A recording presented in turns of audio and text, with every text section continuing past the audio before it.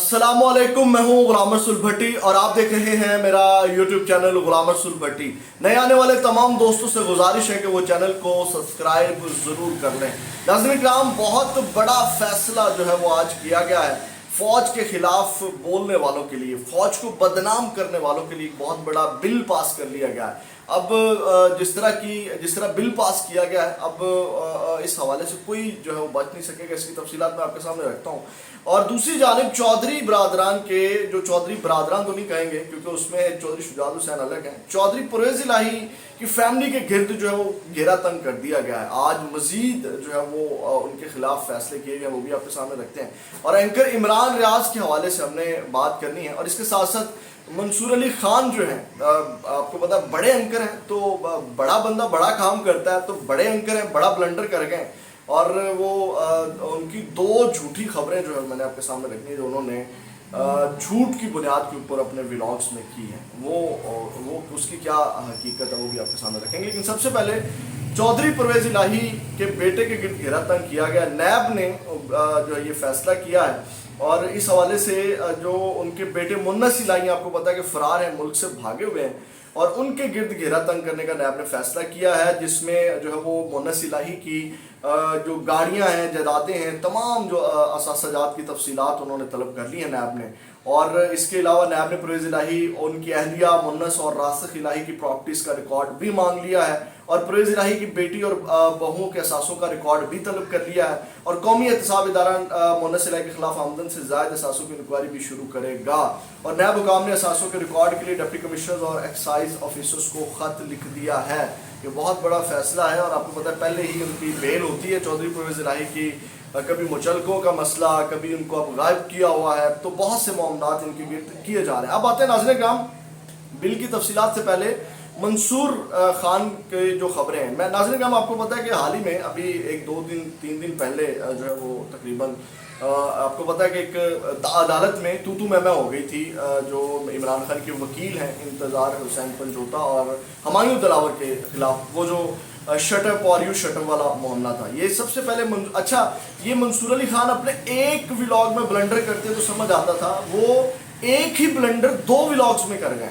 और यहाँ से पता चलता है कि इनकी टीम इनको जो दे देती है, इन्होंने वीडियो भी नहीं देखी, मतलब इनको जो लिखा हुआ मिल जाता है, जो पॉइंट्स मिल जाते हैं, उसके ऊपर ये बोल देते हैं जाकर के, और वो जनाब पकड़े गए। अब हुआ क्या है, एक तो उन्होंने पहले अपने व्लॉग में ये खबर दी कि वो जो शटअप वाला मामला है, यू शटअप वाला मामला है, वो हुमायूं दिलावर और नईम हैदर पंजोता के दरमियान है, ठीक है। जबकि ये वाला जो मामला आपको पता है कि इंतज़ार हुसैन पंजोता के दरमियान हुआ था, वकील जो इमरान खान के, और वहाँ पे नईम हैदर पंजोता भी मौजूद थे। लेकिन वो मैंने वीडियो देखी है, नईम हैदर पंजोता कोशिश कर रहे हैं कि चुप करवाएं, खामोश करवाएं, लेकिन ये यू शटअप आगे से हुमायूं दिलावर साहब को कहा था, उनके वकील जो इंतज़ार हुसैन पंजोता हैं। तो पहले मंसूर ने ये व्लॉग किया कि वो जो यू शटअप का है इमरान खान के वकील नईम हैदर पंजोता ने कहा, जबकि वो इंतज़ार हुसैन पंजोता ने कहा।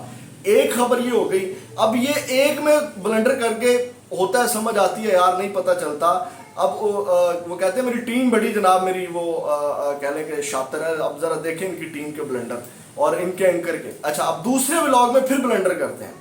वो कहते हैं जब दूसरे व्लॉग में, क्योंकि जिस दिन ये वाक़या हुआ उसी दिन रात को जो है नईम हैदर पंजोता को इमरान खान अपना कानूनी अमूर के तर्जमान मुकर्रर कर देते हैं, ठीक है।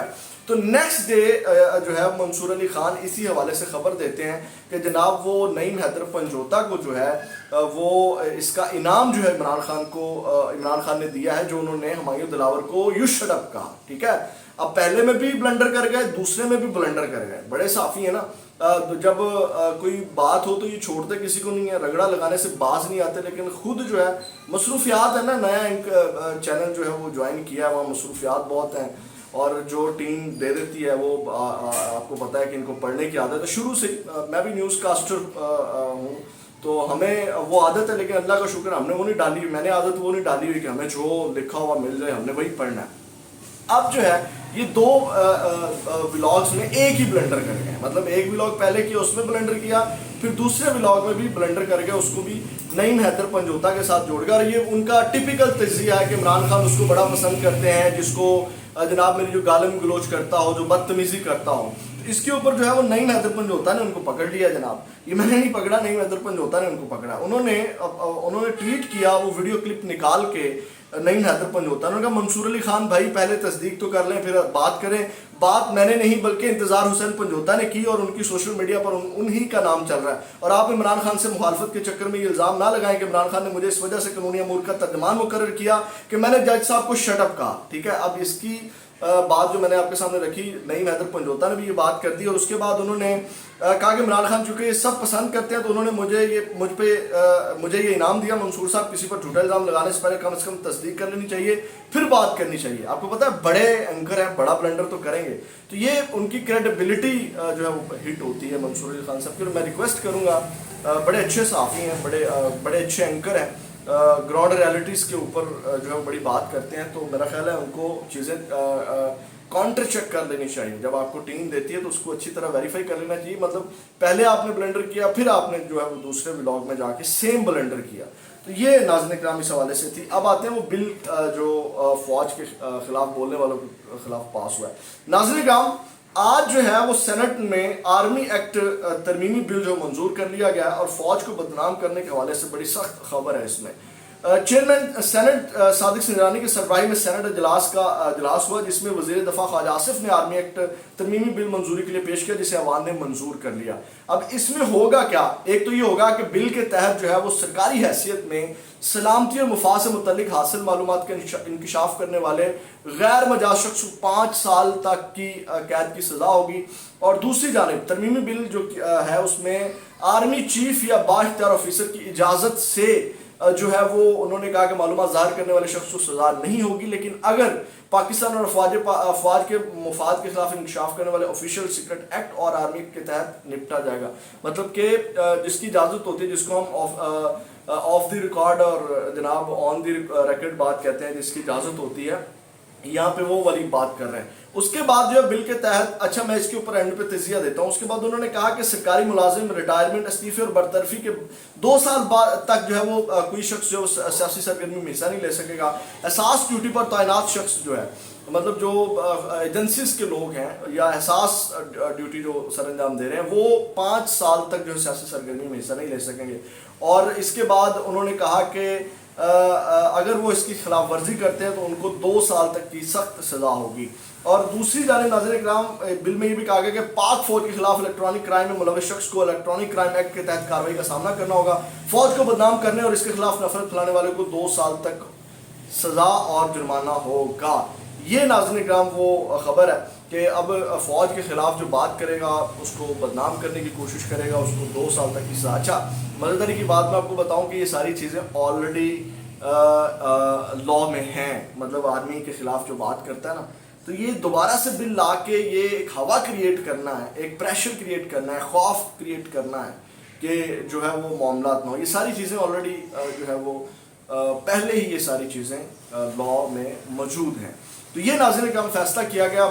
اس میں بڑی سختی ہے, فوج کے حوالے سے جو بات کرے گا اب آپ کو بدنام کرنا ہے. آپ کو پتہ ہے کہ اسٹیبلشمنٹ اب نہیں کرنا چاہیے. مطلب کہ ٹھیک ہے کہیں پہ اختلاف ہے, پالیسیز میں اختلاف ہے, یا جو ان کا دائرہ اختیار ہے اس کو آپ چیلنج کریں نا, بدنام نہ کریں. آپ قانونی حیثیت میں جو ان کی قانونی حد ہے آپ اس کو چیلنج کریں, کورٹ میں جا کے اس کے اوپر ڈیبیٹ کریں, وہ ہم سب کا رائٹ ہے. دوسری جانب ناظرین کرام اینکر عمران ریاض کے حوالے سے ہم نے بات کرنی ہے. میں نے کل بھی بات کی, بڑی بری خبر ہے اس حوالے سے اینکر عمران ریاض کے حوالے سے. آپ کو پتہ ہے کہ میں نے ولاگ کیا تھا جس میں جو ان کے وکیل ہیں میاں علی اشفاق, ان کے حوالے سے بتایا گیا کہ ان کی حالت بڑی غیر ہے, صحت بڑی تشویشناک ہے, کمزور حالت ہو چکی ہے, بال بڑے ہوئے ہیں, داڑھی بڑی ہوئی ہے, اس کی اجازت نہیں ہے کٹ کرنے کی. اور انہوں نے کہا کہ سب پتہ ہے نکارہ نظام ہے, بے جان ادارے, غیر مستقل قانون, عدالتی احکامات کی بے وقتی, کب تک سب سامنے آنا ہے, آج نہیں تو کل. اس کے اوپر جو ہے وہ اظہر صدیق صاحب نے بات کی ہے. انہوں نے کہا اگر عمران ریاض خان کی موجودگی کا آپ کو پتہ ہے تو متعلقہ لوگوں کا نام لیں. ٹھیک ہے. اس کے بعد پھر اظہر صدیق صاحب نے کہا کہ حبس بجا میں رکھنے کی وجوہات بتائیں, عدالتیں بغیر وجہ کیس نہیں سن رہی تو احتجاج اور عدالت کا دروازہ کھٹکھٹائیں. ٹھیک ہے. مطلب کہ یہ جو میاں علی اشفاق نے جو وہ ایک دبا کے رکھا نا کہ معاملہ سیٹ ہیں, یہ دنوں گھنٹوں منٹوں میں ہم عمران ریاض کے پاس پہنچنے والے ہیں, فکر کرنے کی ضرورت نہیں ہے. تو اس کے خلاف بات کر رہے ہیں. انہوں نے کہا کس قانون کے تحت گرفتار رکھا گیا ہے جبکہ سپریم کورٹ کے سامنے ادارے مان چکے ہیں کہ عمران ریاض گرفتار نہیں. وزیر اعظم شہباز شریف اور وزیر داخلہ رانا ثناء اللہ جواب دیں. ملک میں جمہوریت اور انصاف کا مذاق مت اڑائیں اور بنیادی حقوق کا تحفظ فراہم کرنا حکومت اور عدالتوں کا کام ہے. اس حوالے سے میں اپنے ولاگس میں بڑی تفصیلات سے چیزیں بتا چکا ہوں. آپ جا کر کے وہ ضرور وزٹ کریں. اگلی ویڈیو میں دوبارہ ملاقات ہوگی. اللہ نے کے بعد.